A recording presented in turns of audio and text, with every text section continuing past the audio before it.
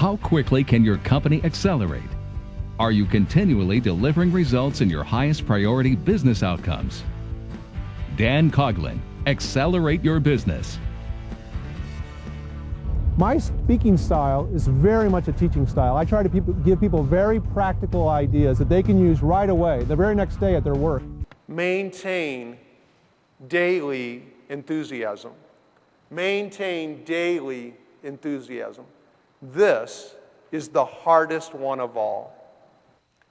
For our 10th wedding anniversary, my wife Barb and I wanted to do something really, really different. We wanted to get away from our kids. No, I mean that in a positive way. We positively wanted to get away from our kids. So 3 months before our 10th wedding anniversary, I came downstairs to the kitchen one morning, and Barb is sitting at the kitchen table, and she's flipping through one of those glossy vacation catalogs, and she says to me, Dan, sit here. Look at this magazine. Which one of these two pictures do you like better? I said, well, I like this one better. She said, okay. 3 months later, I woke up. I was standing under a thatched roof with water up to my waist at a swim-up bar in Mexico, drinking a foo-foo drink and watching Barb do water aerobics. And I thought to myself, this is paradise. For the next 5 days, I am not going to read any books. I am not going to write any books. I am not looking for any ideas on how to accelerate results. I am just going to stand right here at this swim-up bar and drink my foo-foo drinks. And then it happened. I noticed that Barb was doing water aerobics. Now, my wife likes to walk. She likes to play tennis. But she hates aerobics. And yet there she was, pumping her arms and pumping her legs with about 15 other women, and I could not figure out what was going on. And then I looked a little farther over, and then I saw him.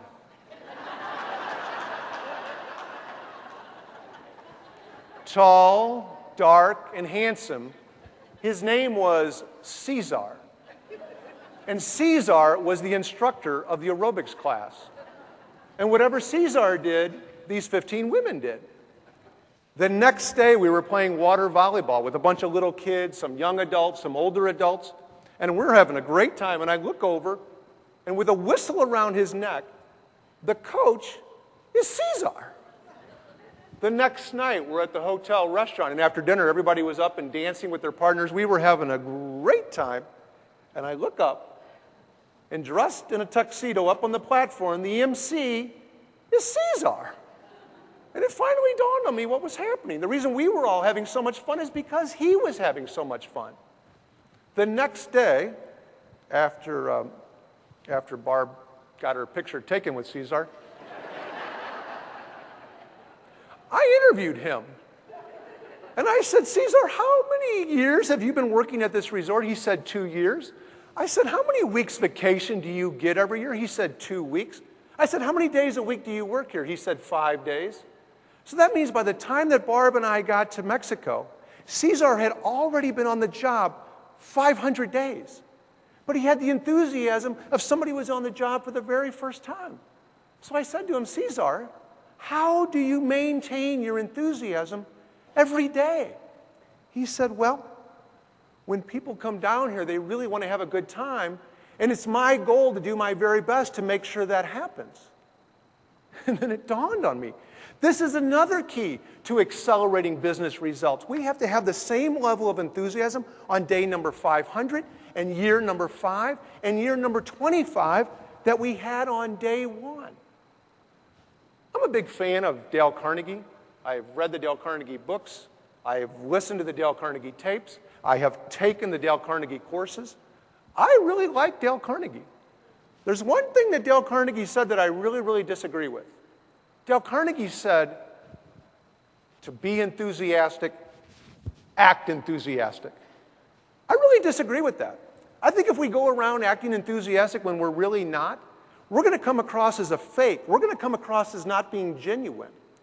So here is a 2-step process for maintaining daily enthusiasm.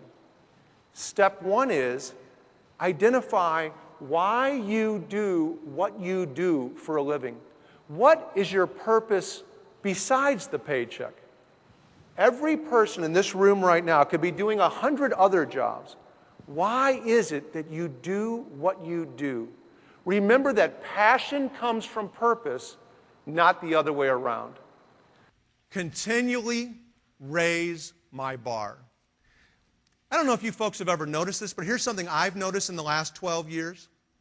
I call this the psychology of results. When someone achieves something that is better than what they thought they were going to achieve, or the actual achievement is better than what they thought they were going to achieve, they get pretty excited. And when it happens 2 times in a row that the actual achievement is better than what they thought they were going to achieve, they get really excited. And when it happens 3 times in a row where the actual business result is better than what they thought they were going to achieve, they become flat out, irrationally optimistic. And they think the good times are never going to end. On the other hand, when the result is less than what they thought they were going to achieve, they get a little bummed out.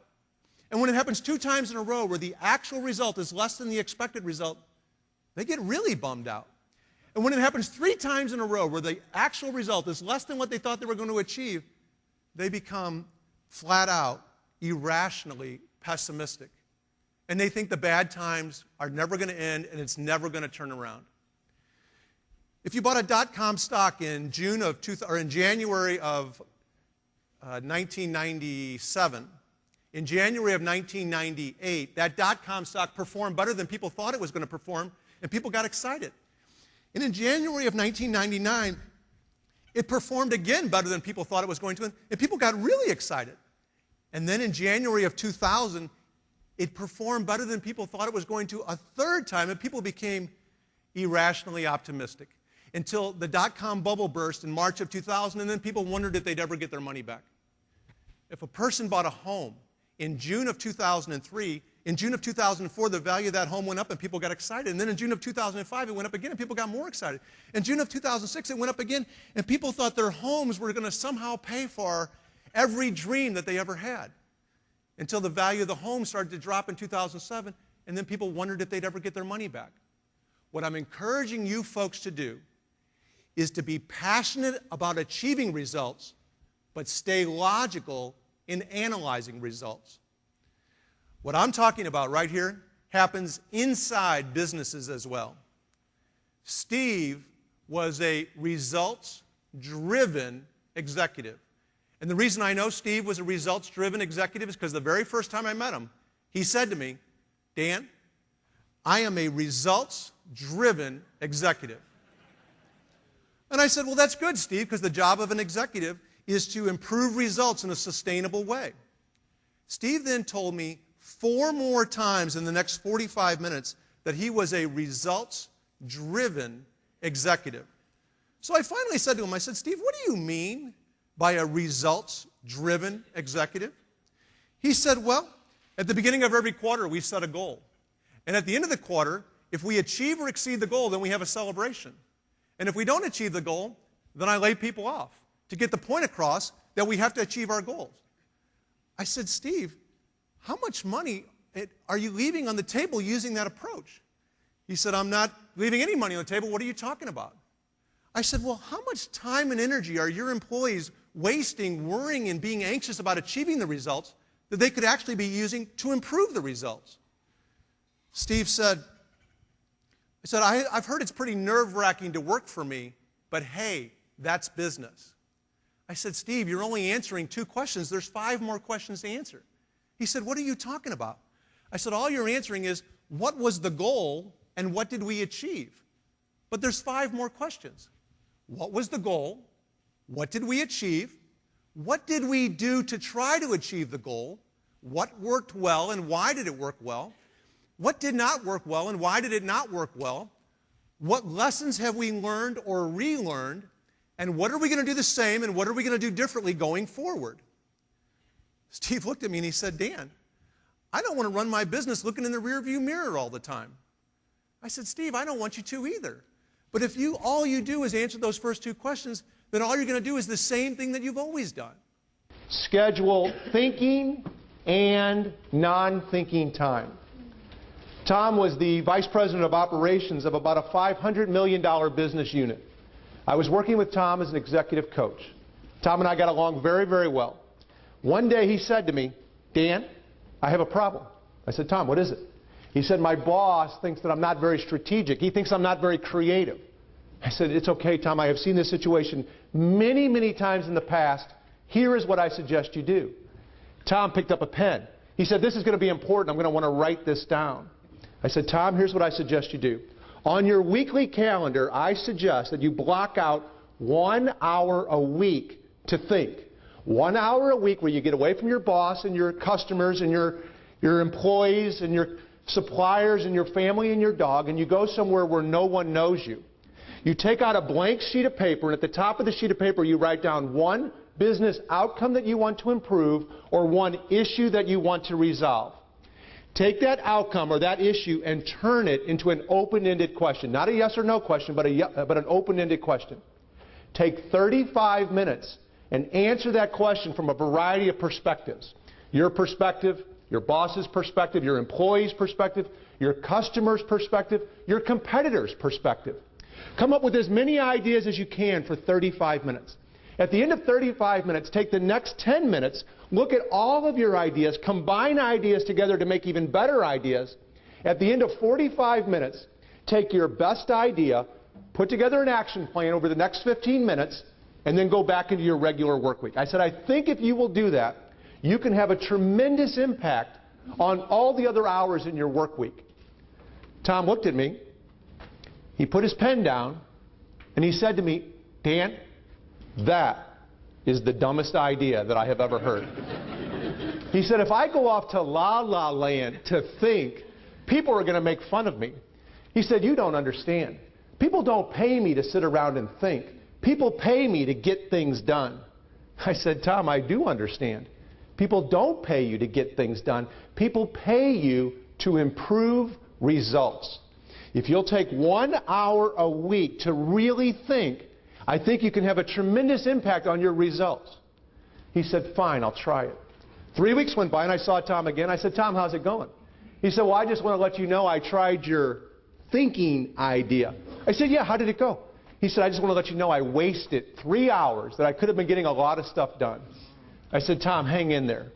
2 more months went by, and we were talking about this again, and he said to me, Dan, I just want to let you know I came across an idea that we've never tried before in operations, but I'm thinking about maybe doing it. What do you think? I said, do you think it might have a positive impact on your most important business outcomes? He said it might. I said, do you think it's going to have a high risk? Is it going to have a very negative impact on those outcomes? He goes, I don't think it's going to. I said, try it.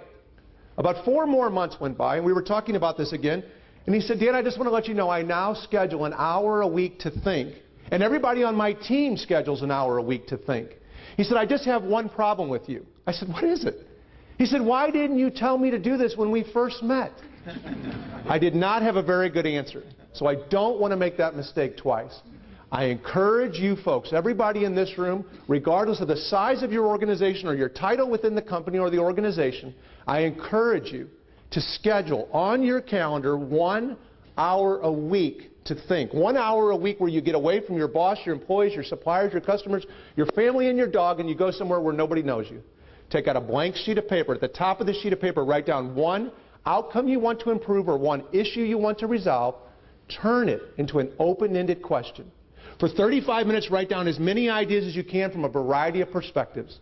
For the next 10 minutes, combine ideas together to make an even better idea. At the end of 45 minutes, choose your best idea. Take 15 minutes to put together an action plan and move back into action. I think if you will do that, you can have a terrific impact on your results. The most important step in business, in my opinion, is to step back and really think.